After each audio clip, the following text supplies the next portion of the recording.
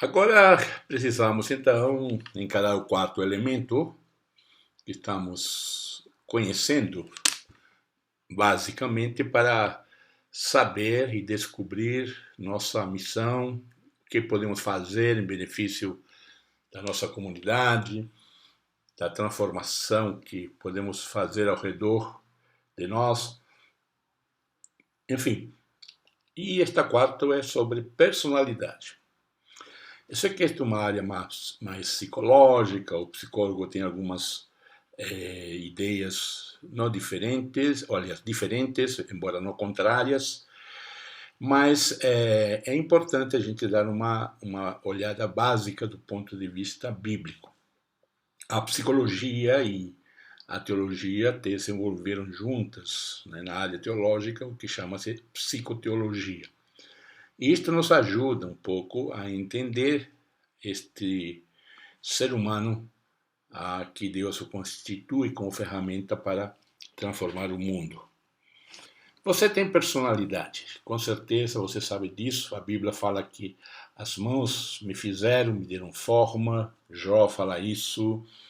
Paulo fala também sobre o propósito, sobre a criação, que todas as coisas foram criadas por ele e nele todo subsiste. E esse todas as coisas não é somente natureza, todo ser vivo, todo que está aí. E todos nós temos uma personalidade, um jeito, uma forma de ser. E isso que nós temos que pensar e analisar um pouquinho. Não existe personalidade certa ou errada. Há diferente forma de atuação, mas Deus nos fez, né, de uma forma diferente a cada um. E isso não significa que as diferenças sejam nos qualifiquem como a personalidade certa ou a personalidade errada. Não existe essa ideia, não. Você tem uma personalidade errada. Quando nós vamos pensar os tipos de personalidade, vamos lançar mão à psicologia, com certeza há diversas linhas, correntes, maneiras de tratar. Mas eu quero usar algo que se tornou muito popular no meio evangélico cristão, que é alguns livros de Tim LaHaye e a sua esposa Beverly LaHaye, que escreveram Temperamentos Controlados pelo Espírito e Mulheres Controladas pelo Espírito. E alguns outros livros em outras áreas, mas nestes dois específicos, eles se tornaram best-sellers no meio brasileiro e eles deram uma divisão antiga dos tempos gregos, mas que a psicologia desenvolveu, ampliou e muito mais. Mas vamos usar essa para o uso pedagógico, nada mais, nada assim que é desse jeito e o único jeito. O uso pedagógico, vamos ver algumas combinações das nossas personalidades. Tem LaHaye, então, usando filosofia grega, ele usa as combinações naturais do que chama sanguíneo, colérico, melancólico e fleumático. E ele desenvolve, então, dentro destas colunas, as marcas, as características de cada uma destas personalidades, tipo de personalidade. A primeira coisa que a gente tem que entender é que todos nós temos essas 4 características, porém uma é dominadora. Então temos o sanguíneo, temos o colérico, o melancólico e o fleumático. O sanguíneo é extrovertido, otimista, engenhoso, despreocupado. O melancólico já é o contrário, é introvertido, pessimista, fala manso e orientado por alvos. Então, nessas 4 colunas, você pode ver algumas características que você talvez vai identificar em você. Seria interessante fazer um estudo de você, vendo essas marcas, essas características. Podemos ajudar também isso a fazer você. Então, observando o que nos domina, qual é a coluna dominante em nós, podemos trabalhar também o nosso propósito, a nossa missão de vida. Os sanguíneos coléricos são irmãos de sangue, eles são líderes naturais. né? Característica, Tim no seu livro Temperamento Controlado pelo Espírito, ele trabalha também com os personagens bíblicos, apóstolos, sobre estas questões de personalidade. O fleumático e o melancólico são irmãos de sangue, eles são analíticos. Tá? Então, aqui nós estamos dando uma base, uma introdução para você se entender. Se você puder usar mais recursos que podemos oferecer, seria excelente para você se colocar no caminho em que deve andar. O sanguíneo e o fleumático são primos próximos, eles tendem a ser orientados por diversão. Diversão não significa simplesmente jogatina, né? Diversão é alegria, relacionamentos, brincadeiras, enfim.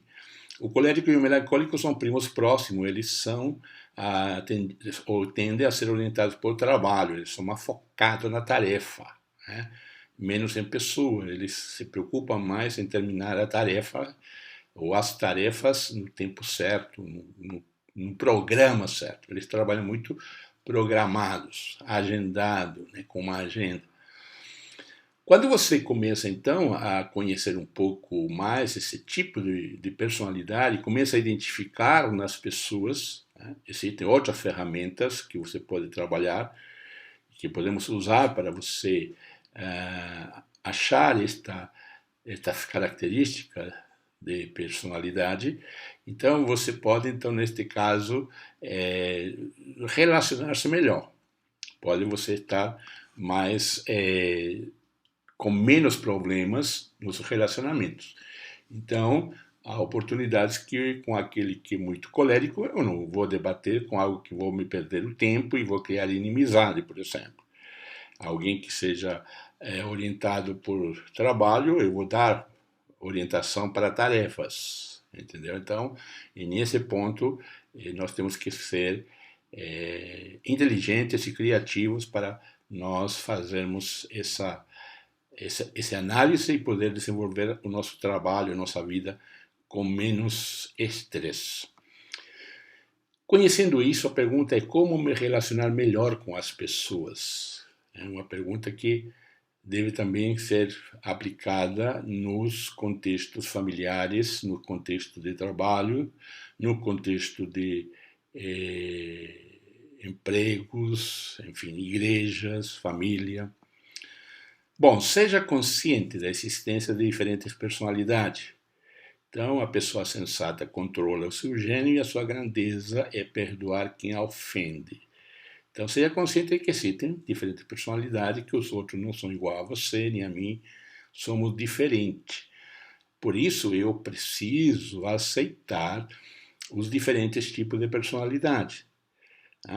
Paulo nos diz que por isso paremos de criticar uns aos outros. Ao contrário, o que vocês devem resolver é não fazer nada que leve seu irmão a tropeçar ou cair em pecado. Aceite as diferentes personalidades. Isso é importante. Quando você começa a aceitar, não significa em concordar com práticas. Veja bem, a personalidade, logicamente, vai gerar um tipo de prática. Tá? Mas a prática, você não significa que você vai aceitar porque aceita a pessoa. Nosso grande problema é que nós, por causa de uma prática, não aceitamos as pessoas e nós não trabalhamos isso com as pessoas para desenvolver um melhor relacionamento. Aprecia diferentes personalidades, né? Nós somos o corpo de Cristo e cada um é uma parte desse corpo. Devemos apreciar que as pessoas são diferentes. Uns riem mais, outros riem menos, outros são mais tímidos, introvertidos, extrovertidos. E essa diferença é que traz à igreja essa multiforme graça de Deus. E quando você tem esta característica, ou melhor, estas dicas de apreciar, de entender os tipos de personalidade, aí, logicamente, surge uma pergunta. Tá? O que a minha personalidade indica acerca do tipo de trabalho e ministério que Deus quer que eu tenha? Claro que tem a ver. Deus vai dar uma personalidade, tá, de acordo aos dons, ou os dons de acordo à sua personalidade. Com isso, eu não digo que Deus não vai fazer algum milagre, alguma transformação. Nós temos isso na palavra de Deus, né? Nós temos claramente, por exemplo, Moisés, um gago, e Deus deu a estratégia para solucionar o problema, como fazer. Nós temos Paulo, né, que era violento, e também Deus deu uma estratégia, Pedro também, João, todos eles passaram por um processo, né, através do Espírito Santo, mas eles não mudaram suas personalidades. Eles continuaram sendo o tipo de pessoa. Então Deus vai trabalhar com certeza, mas o que importa é que eu e você devemos saber que tipo de pessoa, que tipo de personalidade, como nós somos. Uma das grandes dificuldades que nós temos, que nós pregamos muito contra o pecado, e não há nada de errado nisso, mas nós não ensinamos as pessoas a se conhecerem, de analisarem-se a si mesma para descobrir as suas falhas. Não adianta falar, você peca em tal coisa, mas a gente precisa ajudar o líder, o pastor, os cristãos amadurecidos precisam ajudar as pessoas para que estas descubram o porquê disso. É fácil dizer qual é o fruto sem trabalhar na raiz. Então, que tipo de personalidade? Por que isso? Eu posso colocar a vontade de Deus dentro da minha personalidade e Ele me usar no ministério. Que tipo de personalidade Deus pode colocar diante de minha jornada na vida para me dar equilíbrio nas coisas que eu faço? Geralmente no casamento as pessoas dizem que os opostos se atraem, isso é uma grande verdade. Geralmente, não é uma regra, mas você pode ver pessoas que são introvertidas, mais tranquilas, com um cônjuge mais relacional, que fala com as pessoas, e o outro é mais de tarefas, enfim. Sempre há essa combinação. Então, claro, isso não é uma regra fixa, porém é muito interessante como você vê essas ideias de cônjuges trabalhando junto. Eles são completos, um não complementa o outro, ninguém é complementado. Todos nós somos inteiros, nós somos uma unidade mulher, unidade homem. E os dois, né, somos 100% mulher, 100% homem. 100% personalidade, 100% personalidade. Nas nossas tarefas, nós nos complementamos, nos ajudamos, mas nós, na nossa personalidade, o tipo de pessoas. Nas tarefas, sim, lógico, né, somos um casal, né, mas não há uma, como popularmente se usa, né, a meia laranja, minha tampa da panela. Não, não há tampa, você não precisa de uma tampa. Você precisa de uma pessoa inteira e aquela pessoa também precisa de um companheiro ou companheira inteiro. Então, desta maneira, a personalidade que Deus vai colocar diante de você vai ser alguém que nas tarefas vai ser um ajudador, uma ajudadora. Tá? Vai estar com você para trabalhar nas coisas que você faz.